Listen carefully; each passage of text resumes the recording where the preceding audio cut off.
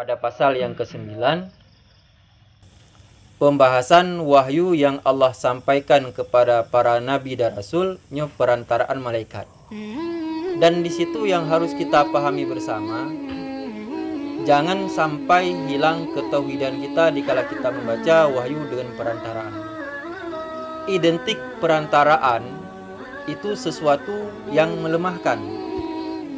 Karena seseorang yang tidak mungkin bekerja, maka beliau memakai perantara.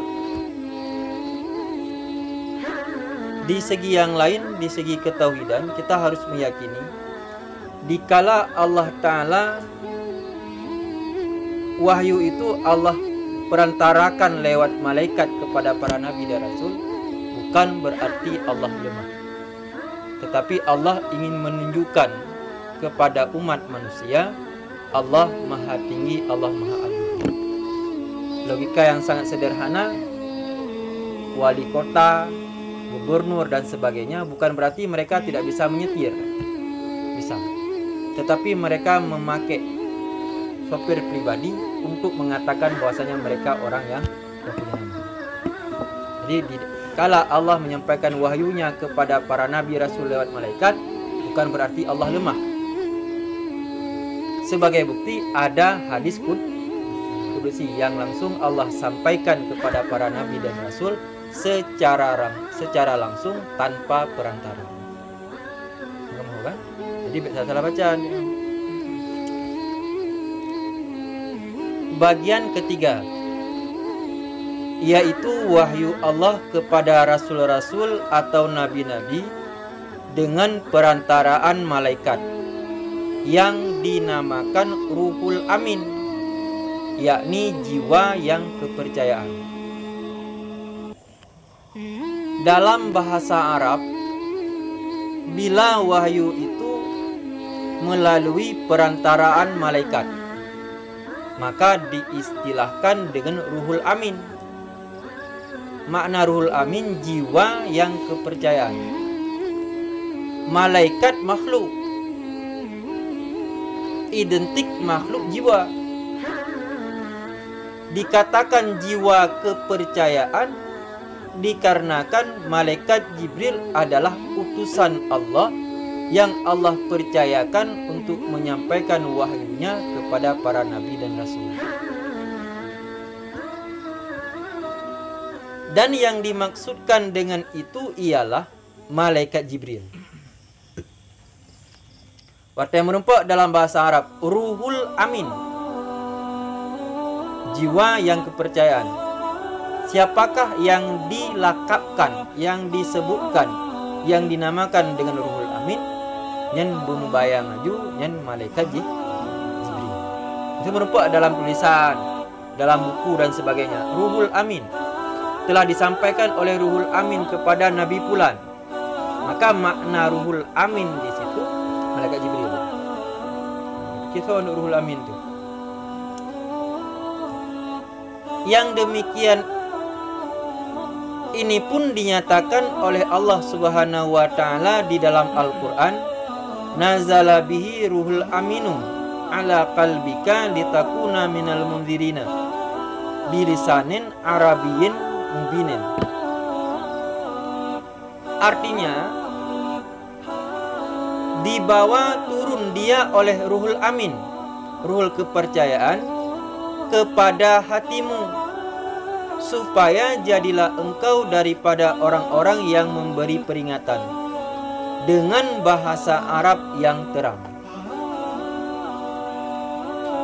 Sebagai bukti bahwasanya penamaan Ruhul Amin itu kepada malaikat Jibril, Allah nyatakan di dalam surat Asy-Syu'ara ayat 193 sampai 195.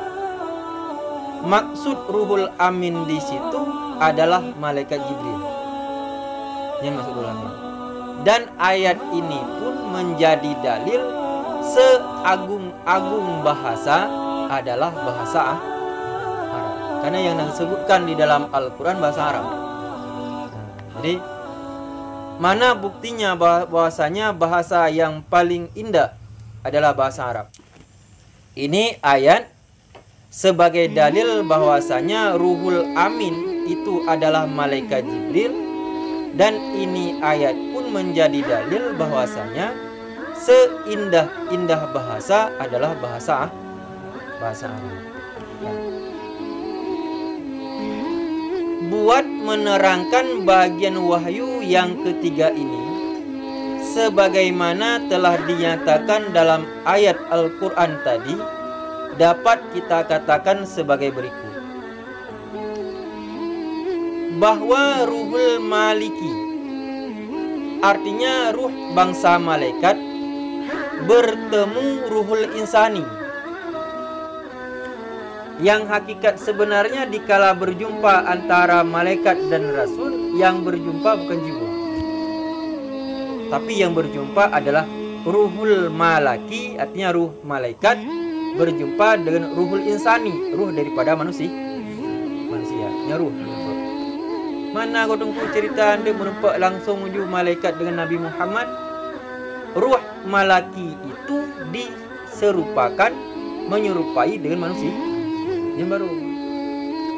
Yang dasar, ketika malaikat Jibril turun ke dunia menyampaikan wahyu kepada para nabi dan rasul, yang turun itu Ruhul Malaki,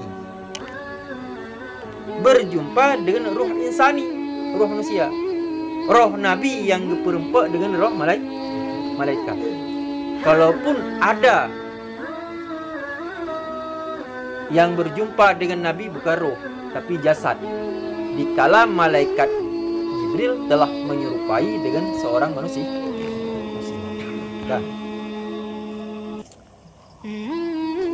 Yakni ruh bangsa manusia.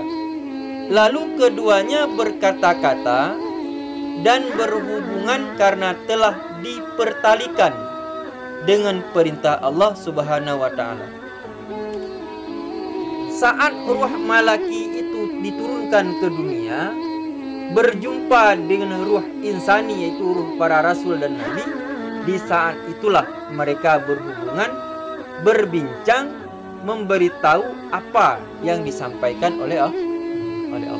Ruh ngeruh. Karena nyebatanya surah ruh no. Lagi cerita, zaman dahulu ada seorang guru, dia itu Abu Yamdawali.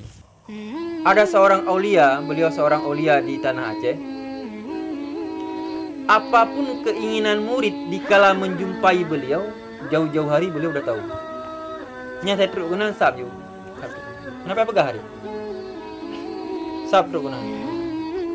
Bila memang apa yang diinginkan sesuai dengan apa yang akan disampaikan oleh guru tersebut, maka pegah ju. Yang kebukti ruh daripada seorang murid dengan ruh seorang guru yang menyatu.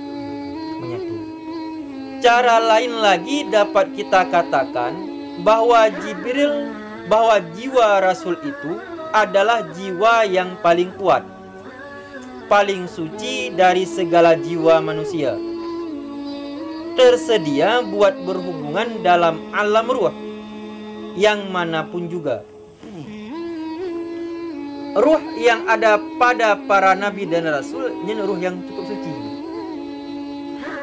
ruh yang sangat suci, sehingga dikala interaksi dengan jiwa-jiwa yang lain tidak memilih siapapun makhluknya, baik makhluk yang nyata atau makhluk gaib, para nabi dan rasul mengetahui. Kena lagi bab masa Nabi Sulaiman, keinginan daripada jin yang ada pada masa itu Nabi Sulaiman tahu. Dikala segerombolan jin mendatangi Nabi Sulaiman, yang di saat itu ingin membantu Nabi Sulaiman mendirikan masjid, itu pula Nabi Sulaiman. Bahkan oleh umat dikala itu bertanya, wahai Nabiullah, kenapa mereka mendatangimu? Bukankah mereka itu adalah penghalang setiap upaya dan cita-citamu? Nabi Sulaiman menjawab, itu makhluk Allah yang datang kepadaku untuk membantu membuat satu tempat untuk beribadah kepada Allah. Nyanjin masa Nabi Sulaiman jamun. masuk ke masjid. Maka apabila Allah menghendaki akan mengajarkan rasul-rasulnya segala perkara yang mengandung kebaikan dan perbaikan buat makhluknya, maka diperhubungkannya lah jiwanya itu dengan jiwa malaikat. Bagaimana cara para malaikat berhubungan dengan para nabi dan rasul? Caranya, di saat Allah ingin mengutuskan para malaikat untuk datang kepada rasul dan nabi, sebelumnya Allah telah menyiapkan jiwa para rasul dan nabi untuk berhubungan jiwanya dengan jiwa para malaikat. Lagi kita tanya, sehingga keduanya dapat berkata-kata dengan cara yang tidak dapat diketahui oleh manusia biasa. Yang dasar, saat para malaikat jiwa malaikat berhubungan dengan jiwa insani, jiwa yang ada pada rasul dan nabi, maka dikala jiwa mereka saling berhubungan, tidak ada satu manusia pun yang tahu apa yang disampaikan oleh malaikat kepadanya dan apa yang terjadi di antara keduanya. Jadi kemangat ibu depu oleh para sahabat. Hidup oleh para sahabat. Kan depu. Sehingga dalam satu riwayat, bukan hanya tidak diketahui dikala ruh berjumpa dengan ruh, saat malaikat menyerupai dengan seorang manusia mendatangi Nabi Muhammad, para sahabat pun tidak tahu bahwasanya itu malaikat nyamban nutup oleh Allah Ta'ala. Apa hikmahnya menutup bahwasanya para sahabat tidak tahu itu malaikat Jibril yang datang?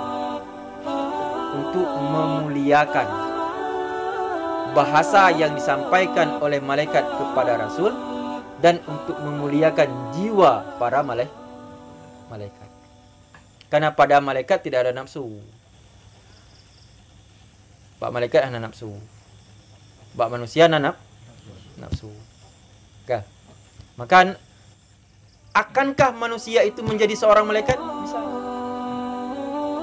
Dikala nafsu yang ada pada manusia bisa dipendam, bisa diredakan, sehingga yang muncul ke atasnya adalah akal, maka dikala itu jiwa manusia, tetapi yang hakikatnya itu malaikat.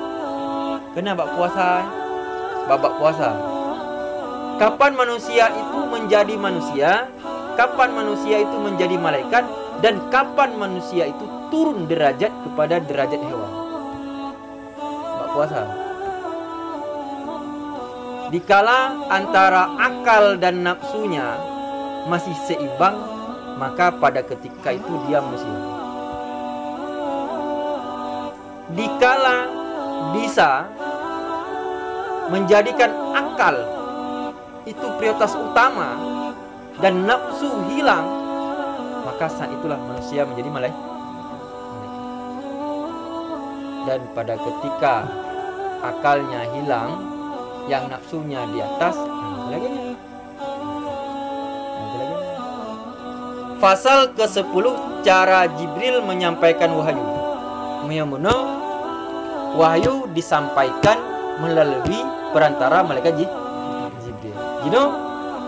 Di saat wahyu itu disampaikan oleh malaikat Jibril, bagaimana cara malaikat Jibril menyampaikan wahyu daripada Allah kepada para nabi? Memperhatikan ayat Al-Quran yang termaktub dalam pasal ke-9, yang mana termaktub tertulis. Ukur don gabah bahasa Arab itu. Arab tu Arab maklum. Maktub mana maktub tertulis. Hai pertanyaan, bab maktub ini, karena kan maktabah. Kumpulan tulisan. sudah dapat kita gambarkan bagaimana wahyu itu disampaikan oleh malaikat Jibril kepada Nabi Muhammad SAW.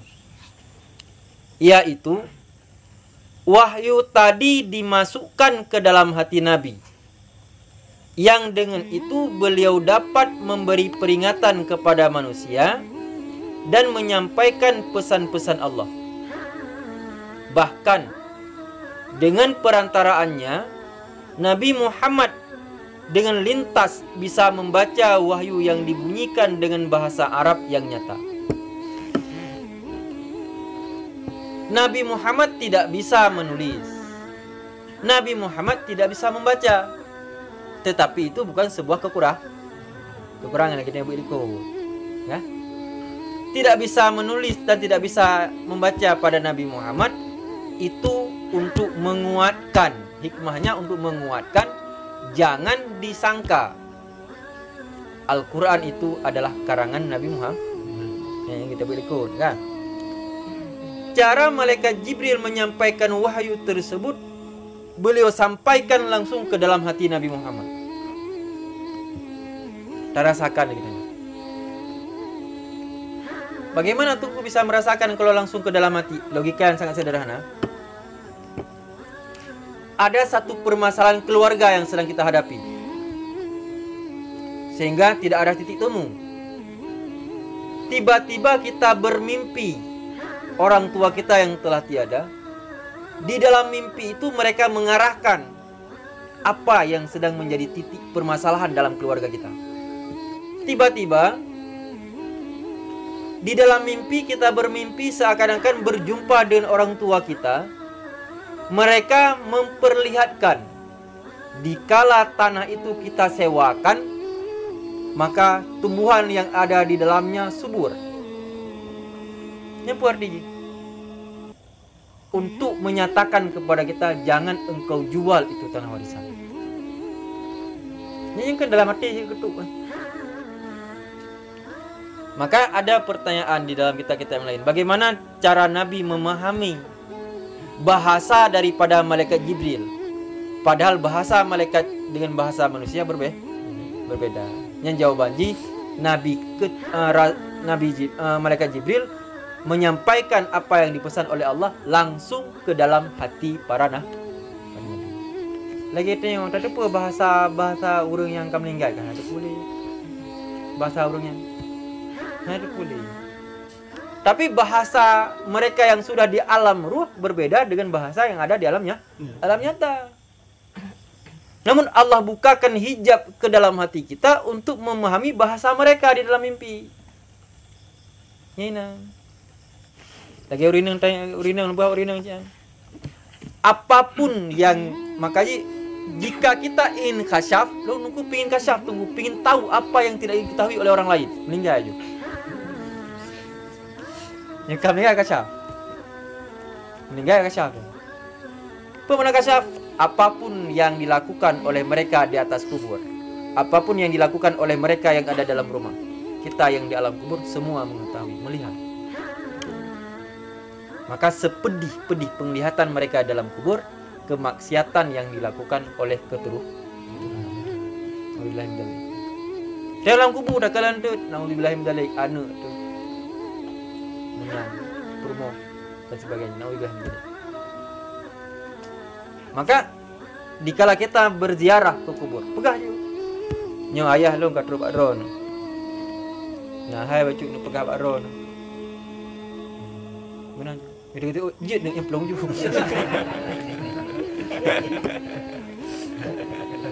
Tu tahu je. Belum je. Artinya apa yang kita sampaikan mereka mendengar. Bisa jadi jawabannya nanti di alam mimpi, bisa jadi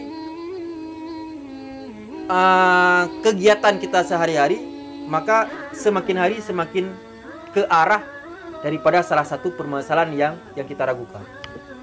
Yang jawaban urung kubur. Tuan. Je pegah jo. Nyo kakek long kat Pak Ron. Jana nak awin. Je pegah. Kan. Maka urung jak kubur urung kau jak kubur. pun raya. Yang kedua ada yang menikah. Yang lain dari cucu. Yang lain ke aja. Ya me cucu aku. Nya dewa iklim ni meme aku buat besi. Yang cetak punya. Pada tikik perut je yang Nabi tu boleh mak. Kau kai dah. Dia bagata. Ya. Bisa membaca wahyu yang dibunyikan dengan bahasa Arab yang nyata. Ini adalah satu daripada cara Jibril menyampaikan wahyu kepada Nabi. Salah satu cara malaikat Jibril menyampaikan wahyu kepada Nabi Muhammad dengan memberitahu, mengetuk langsung ke dalam hati Nabi Muhammad. Cara Jibril. Cara lainnya lagi dapat kita periksa keterangannya dalam hadis Nabi sendiri. Di antaranya yaitu keterangan Nabi dalam menjawab pertanyaan Haris bin Hisham Makhdumi. Yang kubayunan ada yang leklo ni. Tunggu bina nak gapo empat nan. Hisham Makhdumi. Enggak nan.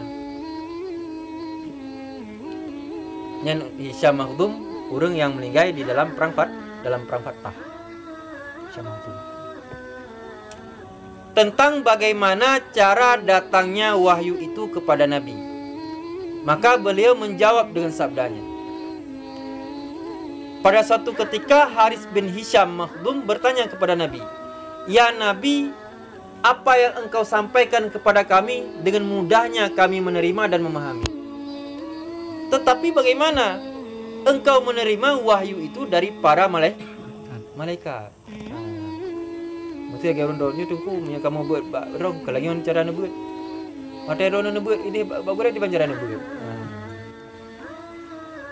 Maka sabda Nabi sallallahu alaihi wasallam, "Ahyanan ya'tini misla salsalatil jarasi wa huwa asyadduhu alayya fayafsimu anni wa qad wa'aitu anhu ma qala." Riwayat daripada Imam Bukhari dan Imam Muslim.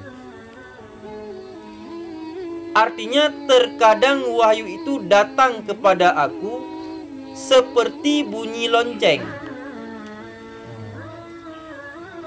Bel namanya kan kitab duduk dia. Ni tawai kan bel.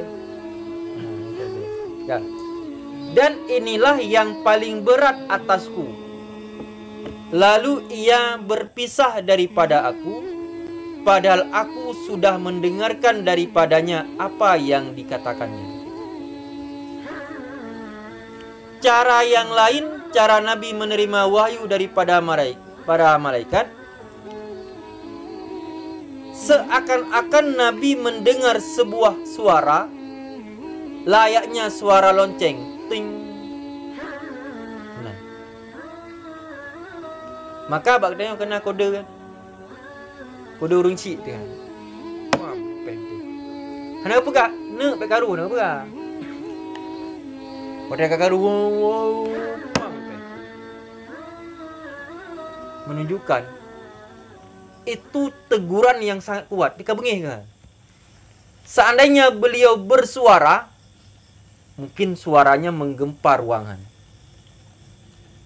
Tapi gepeh pintih ke, pum bek karu nak.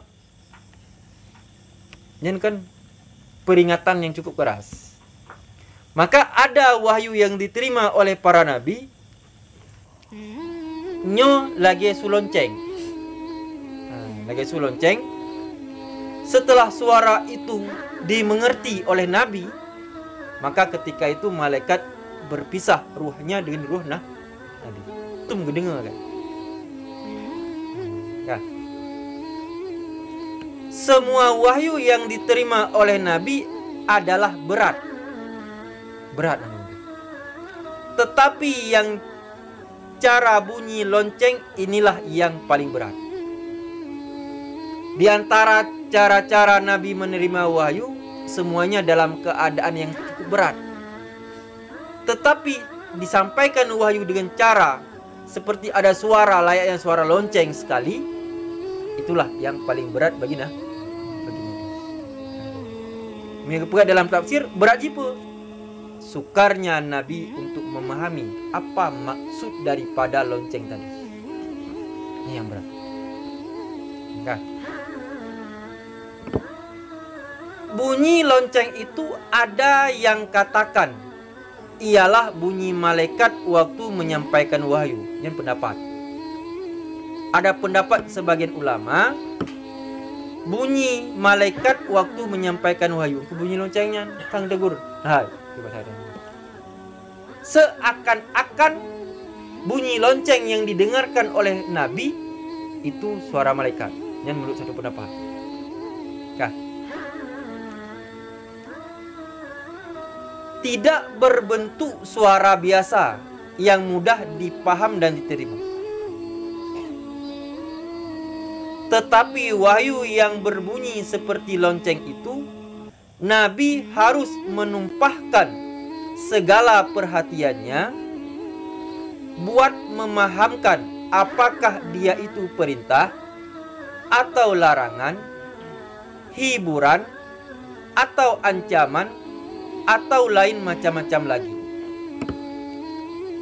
Waktu didengar oleh Nabi satu suara yang begitu besar, maka disitulah Nabi harus mengerahkan semua perhatian dan pemahamannya. Apa maksud daripada suara itu? Apakah suaranya itu sebuah perintah, sebuah larangan, sebuah kegembiraan yang akan disampaikan kepada umat, ataupun itu sebuah ancaman. Yang harus dimengerti oleh para Nabi. Sesudah Nabi dapat mendengarkan dan mengetahuinya semuanya, barulah wahyu atau Jibril berpisah daripada Nabi. Setelah datangnya malaikat Jibril, Nabi mendengar suara yang begitu besar, layaknya suara lonceng. Malaikat menunggu tidak langsung berpisah dengan Nabi. Setelah Nabi memahami apa makna daripada suara tersebut, setelah itu baru malaikat berpisah. Kena lagi ketanya, nya dia sering dak buat tapi dia hanya tu. Anime karu dadang minta. Dadang. Wow. Ada bele. Dadang lain, dadang. Setelah kita memukul tum, mereka terdiam mengerti apa yang kita maksudkan, baru kita tahu kamu hu. Ini menang kan? Nanti sampai minta rundon. Hah? Jangan je pergahana tukang ti uro minta. Pele minta. Boleh minta kae. Utang tum kan? Cara lainnya lagi adalah sebagaimana diterangkan oleh Nabi sallallahu alaihi wasallam, wa ahyanan yatamassalu liyal malaku rajulan fayukallimuni fa'i ma yaqulu. Artinya, dan terkadang malaikat Jibril datang kepadaku dengan menyamar sebagai seorang laki-laki. Lalu ia berkata kepadaku, maka aku mendengarkan apa yang dikatakannya. Cara yang pertama, bertemu ruh malaki dan ruh insani.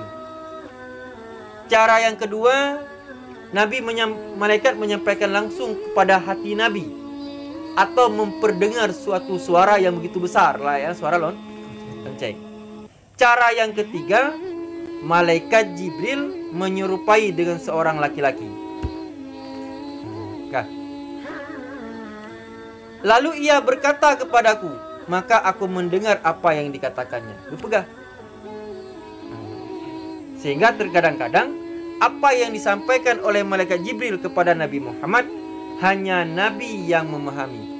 Sementara para sahabat jangankan memahami yang datang, mereka tidak pernah tahu bahwasanya itu adalah malaikat Jibril. Karena dia tanya iman bahadis ya. Ada walau hadis ini. Iman dan iman. Yang para sahabat hanya ada pu. Siapakah wahai Rasul tadi yang datang kepadamu? Apa apa yang dia katakan kepadamu, kami satu pun tidak memahami apa yang beliau katakan. Padahal beliau berbahasa Arab, tapi kami tidak mengerti. Maka Nabi menjawab, ya ashabi, wahai sahabat-sahabatku, itu adalah malaikat Allah, yaitu malaikat Jibril. Kan? Penyamaran Jibril sebagai seorang laki-laki itu ialah supaya tidak mengagetkan Nabi. Dan Jibril itu selamanya menyamar dengan rupa laki-laki yang sebaik-baiknya, seperti rupa Dihya atau lainnya.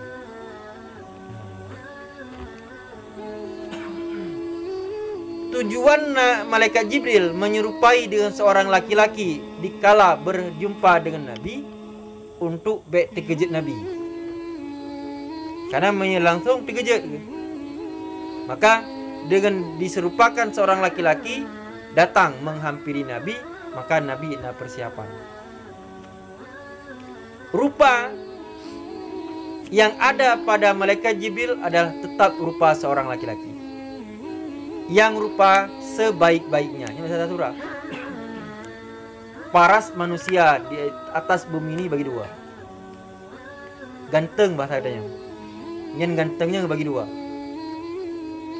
Setengah 50% Allah berikan kepada Nabi Muhammad. 50% lagi Allah bagikan dua. Setengahnya kepada Nabi Yusuf, setengahnya kepada umat Nabi Muhammad. Tu dia bagi-bagi lah.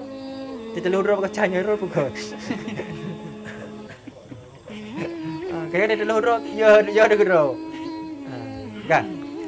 Maka rupa Dihya, rupa Dihya dalam satu riwayat, makna rupa Dihya rupa yang berada di antara rupa Nabi Muhammad dan rupa malaikat Nabi Yusuf. Ini dia, ini Dihya. Artinya kena pegah tetap Nabi Muhammad, kena pemuyup Nabi Yusuf tetap pada tengah dia. Bainahu wa bainahu, yang Dihya. Rupa Dihya adalah rupa yang berada di antara rupa yang ada pada Nabi Muhammad dengan Nabi Yusuf. Ini rupa Dihya. Maka malaikat Jibril dikala menyamar seperti seorang manusia, beliau sebagai seorang laki-laki berwajah wajah Dihya. Artinya wajah yang diantara wajah Nabi Yusuf dan Nabi Muhammad. Ini masalah surah. Nalado murun ceramah. Di dunianya wajah yang paling mengagumkan adalah wajah Nabi Yusuf. Karena yang paling laga. Ketika Nabi Muhammad. Masalah surah. Padahal dalam tauhid ganteng masalahnya yang mudah bagi dua. 50 Allah berikan kepada Nabi Muhammad, 50 bagi dua. Setengah ke Nabi Yusuf, setengahnya lagi kepada umat Nabi Muhammad. Maka wajah dia, wajah di antara wajah Nabi dan wajah Nabi Yusuf. Kan, ni eno kampung.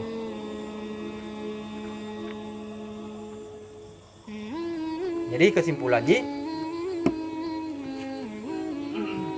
nyuka nanti, nyuka payang cerita aja itu tentang bagaimana Nabi Muhammad ketika berjumpa dengan Nabi malaikat Jibril di Gua Hira. Ya. Kesimpulan aja. Yang ketiga, wahyu disampaikan kepada Nabi Muhammad perantara malaikat Jibril. Bagaimana cara malaikat Jibril menyampaikan?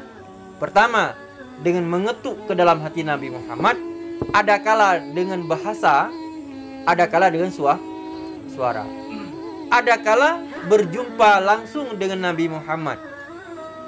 Tetapi ketika berjumpa, malaikat Jibril menyerupai dengan seorang laki-laki yang wajahnya wajah Dihya. Nyuka baru untuk yang Nabi Muhammad waktu merupa wahyu ba Allah Ta'ala, layaknya kita menerima perintah atau teguran dari atasan. Ya, teguran. Tetapi kesetiaan dalam tafsir, kesetiaan malaikat Jibril di saat wahyu itu disampaikan kepada Nabi Muhammad, malaikat Jibril tidak langsung pulang ke hadiratnya, tetapi menunggu sampai Nabi Muhammad mengerti apa yang disampaikan, atau apa makna daripada bunyi tersebut, atau apa yang diketuk ke dalam hati Nabi Muhammad. Ya, ini part yang kira-kira kurang apa. Nyokendet riwayat daripada Siti Aisyah tentang bagaimana Nabi Muhammad ketika menerima wahyu. Cara-cara lagi apakah Nabi itu biasa mungkin juga terjadi? Ke Nabi, para Nabi, yang kepada para aulia yang kena kekenyan hidayah, putri hidayah. Yang ke manusia biasa, Allah berikan arah. Umpamanya dikala seseorang itu Allah berikan petunjuk, maka caranya ada kala Allah jumpakan dengan seseorang yang dengan orang itu terarah kehidupannya kepada arah yang lebih baik. Karena itu yang berkah umpamanya munda mandir kena gede sembayangna kadang-kadang hana, kadang-kadang hana. Tetapi Allah pertemukan kita dengan seseorang yang selalu mengingatkan kita kepada kebaikan. Yang hidayah. Yang kejadian hidayah. Dua dayah menunjukkan. Enggak. Nyanyi cara oleh Allah Ta'ala memberikan petunjuk kepada umat. Ada kalanya Allah berikan petunjuk itu lewat keturunan. Karena lada murung. Dikala anak pertama biasa-biasa, anak kedua biasa-biasa, anak ketiga, tiba anak yang ke-9, maka ada piu untuk prekor. Akhirnya kehidupan kita lebih ke arah yang lebih baik. Ini mbak anu kadang-kadang. Karena ada urung isi tiba-tiba dengan anak itu orang tuanya lebih ke arah kebaikan. Ayah, ya dajak masjid. Dia lain, ayah, apa yang diajak lo? Ya dajak masjid. Sehingga dengan ajakan seorang anak terbiasa mengikuti ajakannya, sehingga arah kehidupan kita lebih ke arah kebaikan. Maka pegang lang kitab. In kana waladu yatawajju ila hidayaka fawaladuka salihun. Jika engkau punya anak, dengan anak itu hidupmu terarah kepada arah yang lebih baik, itulah anak saleh. Jika engkau punya anak, dengan anak itu engkau jauh daripada Allah, maka itulah anak salah. Nyen pegah kehidupan kita, kehidupan seorang istri, kehidupan seorang suami itu dipengaruhi oleh keduanya. Nyen secara adat. Secara hakikat iman manusia itu ada pada diri manusia, tidak ada hubungan dengan orang lain. Jika manusia itu dipengaruhi oleh orang lain sehingga dirinya berubah secara hakikat, maka mesti Asiyah istri Fir'aun mesti dia kafir. Jika kehidupan seorang suami dipengaruhi oleh seorang istri, maka mesti istri daripada Nabi Nuh, dan Nabi Nuh juga harus mengikuti istri Nabi. Padahal itu secara adat. Secara adat kehidupan seseorang berubah karena kebaikan seorang istri, kebaikan seorang suami, ini secara adat. Secara hakikat semuanya telah tertulis di dalam Al-Bali. Al-ikhtiyaru bika. Usaha itu ada pada kita. Bagaimana kelakuan kita, maka itulah kelakuan anak kita. Kayak istri, anak. Secara hakikat, yang diikuti oleh anak kita bukanlah apa yang ada pada kita, tapi yang diikuti oleh anak adalah apa tabiat yang ada pada kita. Tabiat. Maka kalau seandainya apa yang ada pada kita, anak kita pun seperti itu, maka wajib, dikala dia seorang maksiat, maka anaknya wajib maksiat. Tapi realitanya ada kadang-kadang ayahnya maksiat, tapi anaknya jadi orang alim dan saleh. Wallahu a'lam bishawab. Wa ilaihi marji'un. Sallallahu wa sallama ala nabi sayyidina Muhammadin wa alihi wa sahbihi ajma'ina. Sallallahu wa sallama ala nabi sayyidina Muhammadin wa alihi wa sahbihi ajma'ina. Sallallahu wa sallama ala nabi sayyidina Muhammadin wa alihi wa sahbihi ajma'in.